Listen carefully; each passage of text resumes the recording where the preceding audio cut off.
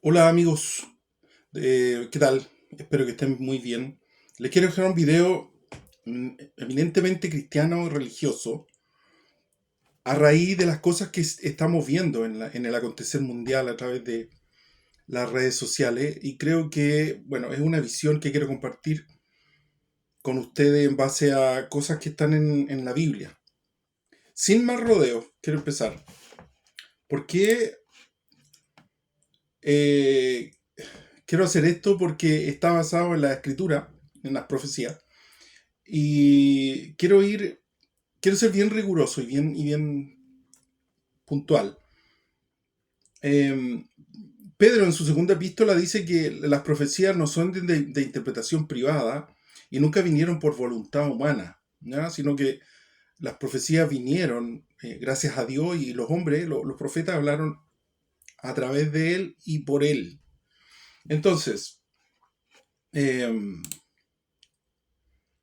por qué me atrevo a compartirlo con ustedes? Porque alguno de ustedes seguramente será cristiano y puede escuchar, aunque suene extraño, puede escuchar la voz del Señor, quizás no como ustedes escucharán en este video, pero sí como una convicción, como una duda o una certeza que se les dé a ustedes. El Señor en el Nuevo Testamento dice a su pueblo: mis ovejas oyen mi voz y yo las conozco y me siguen. Eso es Juan capítulo 10, 27. ¿Y los que no están tan cerca de la iglesia pueden? Aparentemente sí, o según la Biblia sí. Dice en Juan, en el Evangelio de Juan, dice que Jesús, cuando le responde a Pilato, luego de preguntarle si él era un rey, él le dice: yo para esto he nacido y para esto he venido al mundo, para dar testimonio a la verdad. Todo aquel que es de la verdad oye mi voz. Y le dijo Pilato: ¿qué es la verdad? O sea, Pilato estaba interesado en el tema, ¿ya? Y mostró, y hay un diálogo con ellos.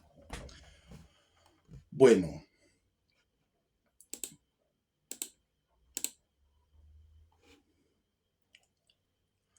eh, el primer punto que yo quiero tocar es escatológico netamente y tiene que ver con, eh, con, eh, con que uno ve que la profecía, las profecías se cumplen en parte, como en dos partes, digamos. Eh, y esto le sucedió a Pedro. Cuando Pedro está en el día de Pentecostés en Jerusalén,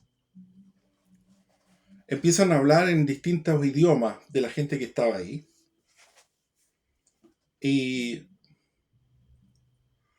y Pedro cita al profeta Joel y dice: en los postreros días derramaré de mi espíritu sobre toda carne, y vuestros hijos y vuestras hijas profetizarán, y vuestros jóvenes tendrán visiones, y vuestros ancianos soñarán sueños.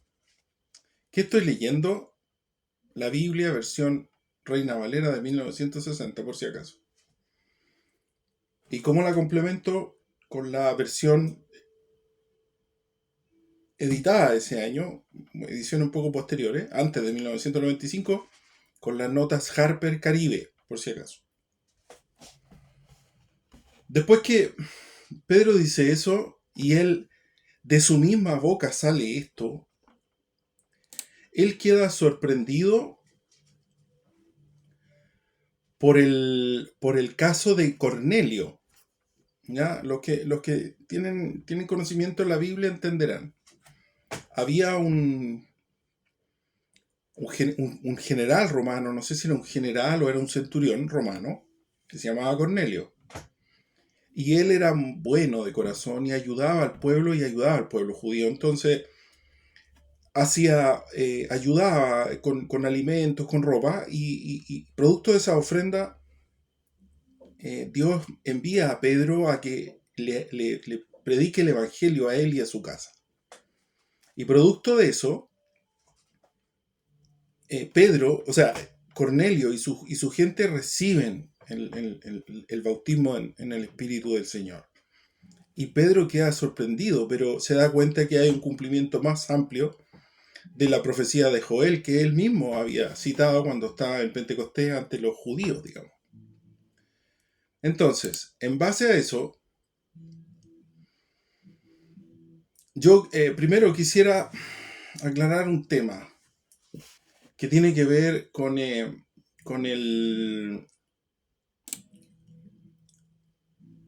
con el reinado del Señor, que tiene que ver con lo que en el Apocalipsis se llama el reinado de los 1000 años.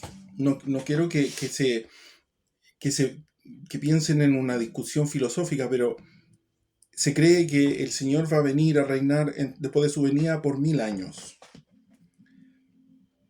Pero nosotros ya tenemos ese reino. El, cuando el Señor va a predicar junto al mar de Galilea, les dice, arrepiéntanse porque el reino de los cielos se ha acercado. ¿Ya? Él les dice. Y entonces,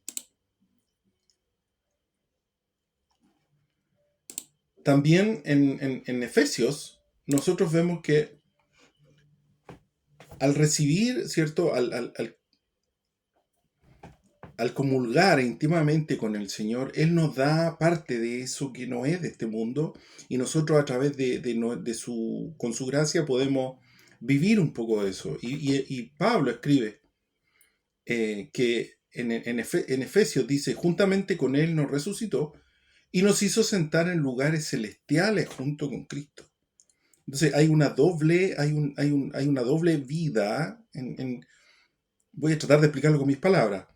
Hay una doble vida, una vida terrenal que tenemos nosotros por estar en este cuerpo, pero a través de su gracia y con su ayuda, con su espíritu, nosotros podemos también ser administradores de ese reino. ¿Y para qué? ¿Para qué es eso? Para anunciar las bondades de aquel que nos llamó a su luz admirable, es decir, no es para enriquecernos, no es para enseñorearnos de la gente, no es para mostrar un poder y una sabiduría que sorprenda al mundo. No, no es por eso ni para eso, es para lo otro. ¿Ya? Entonces, eso a mí me hace un poco dudar de que tenemos que esperar un milenio y después vendrá el dragón y el falso profeta y si ya vamos a estar con él en presencia y vamos a tener un cuerpo transformado, ¿cómo va entonces de entre los que estamos ahí en la tierra va a entrar de nuevo una mala intención de pelear con Cristo? Eso a mí me conflictúa, digamos. Por eso estoy compartiendo esto. Eh, y lo otro es que hay una idea que quizás no tiene mucha importancia, pero es de que el anticristo se va a sentar en el templo de Dios, haciéndose pasar por Dios, que es lo que dijo Daniel. Pero eso no está en el Nuevo Testamento, salvo que Pablo lo cita, pero Pablo murió antes de la destrucción del segundo templo en el año 70 por el general Tito. Si bien es cierto, Pablo en Tesalonicenses, en su carta o epístola a los tesalonicenses, cita esto, no es tal, ¿ya? Entonces, sí, Daniel habla cuando para su propio pueblo, y Pablo lo toma, pero como que no es para nosotros aparentemente, ¿ya? Eso quería aclarar. Eh, sí hay una característica típica, sí, en común, que el falso profeta se opone a Dios y a todo lo que es de Dios. Eso sí, ¿ya? Eh, hay cosas en el libro del Apocalipsis que ya se han cumplido y a veces la gente algunas personas no quieren aceptarlo. Cuando se le habla, cuando se dice que a la mujer que había dado a luz al hijo varón se le dan las dos alas de la gran águila para huir Incluso la tierra ayuda a la mujer tragando el agua con la cual el dragón quería ahogar a la mujer, que es la nación que representa a la nación de Israel. Esas dos alas representan al Imperio Romano. Y había, así como Cornelio, otras personas que también ayudaban o querían ayudar al pueblo. ¿Ya? El mismo centurión y otras personas más. Porque no todos los romanos eran así crueles, digamos. Entonces, esto se cumple y efectivamente da a entender que está 3 años y medio por ahí protegida en el desierto, claramente, ¿cierto? Y esto se cumple un poco cuando había pasado un tiempo y ellos ya se habían ido y el Herodes envía a matar a los niños a Belén, ¿ya? Y dice de 2 años hacia abajo. Hay un tiempo que es muy similar, ¿ya? Entonces, eh, cuando, cuando también nosotros vemos la figura de la gran ramera, la famosa gran ramera, ¿cierto? En el Apocalipsis, que viste de un color carmesí o escarlata y púrpura, se dice, bueno, representa aparentemente un poder religioso. ¿No estamos seguros? Sí, estamos seguros de eso. ¿Por qué? Porque en el caso de Pedro, cuando Pedro vive, él envía saludos, ¿ya? Eh, a, la, a, lo- a las otras iglesias, ¿cierto? Y eh,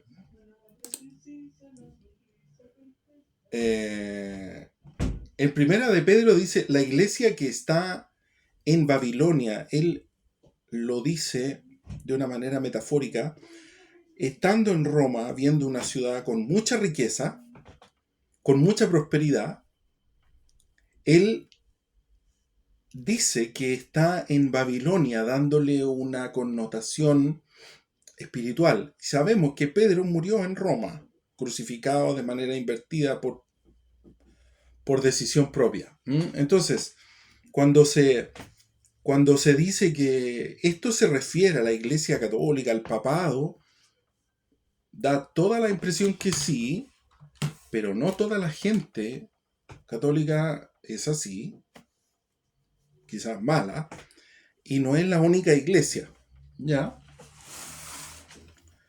Porque el mensaje a la Odisea, en el Apocalipsis capítulo 3, dice que es una iglesia que es tibia, no es ni fría ni caliente, y, no se, y él dice que sus miembros dicen que son ricos y que no tienen de ninguna cosa necesidad. Pero el Señor le dice que eres un miserable, desgraciado, pobre, ciego y desnudo. Y le dice que le aconseja que compre oro refinado para que no se descubra la vergüenza de su desnudez. ¿Y qué quiere decir eso? Un pecado es oculto. ¿Ya?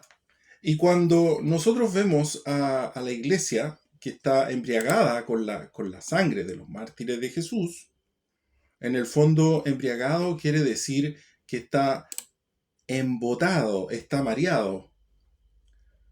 Fueron quebrantados y no pudieron levantarse. En el Salmo 60 dice, Señor, tú nos has desechado, nos quebrantaste, te has enojado y vuélvete a nosotros.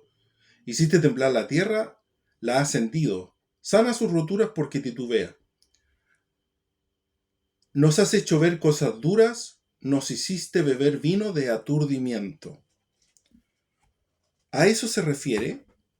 ¿Y por qué? Porque no pueden levantar la mirada y la sangre, aparentemente, de los mártires representa la vida. Que haciendo, después que están muertos ellos, después que siguiendo recordándolo, haciendo ciertos sermones de ellos y fijándose en ellos y no volviendo la mirada a Cristo. Por supuesto que es doloroso ver estas cosas y es comprensible que uno tenga que hacer un luto, qué sé yo, eso es normal. ¿M? Pero no puede de alguna manera uno desviarse y no poder levantarse, porque entonces ahí habría una especie de complicidad del resto de los miembros de la iglesia y habría un problema con uno, que a lo mejor uno no tiene la fe suficiente para levantarse o sobrellevar un dolor fuerte, digamos, que probablemente viene por voluntad del Señor. ¿M? Entonces, en base a eso, eh, yo también quisiera también que de alguna manera, con todas estas cosas que yo les he planteado, un poco eh, que podamos levantar un poquito la mirada, digamos, a las cosas que suceden eh, actualmente, ¿ya? Y una de las cosas que a mí me llama la atención es eh, que efectivamente hay unas señales que uno aparentemente ve, o sea, yo veo por lo menos, y por eso quiero compartir. En el caso de Daniel, en el caso del libro de Daniel, en el capítulo 2, cuando le explica al rey la visión de la estatua, dice, eh, y lo que viste de los pies y los dedos, en parte barro cocido de alfarero y en parte hierro, será un reino dividido. Mas habrá en él algo de la fuerza del hierro, así como viste hierro mezclado con barro cocido. Y por ser los dedos de los pies en parte hierro y en parte barro cocido, el reino será en parte fuerte y en parte frágil. ¿Y qué vemos nosotros ahora? Vemos que hay una confederación de naciones que ha iniciado un movimiento que se llama en inglés los BRICS, que están liderados por Brasil, India, China, Rusia y Sudáfrica. Y BRICS en inglés significa ladrillos, tal cual, tal cual. Entonces, uno ve estas cosas y uno dice, oh, y entonces con esto yo quiero terminar mi visión del tema. ¿De qué habrá que uno estar atento, digamos, a las señales?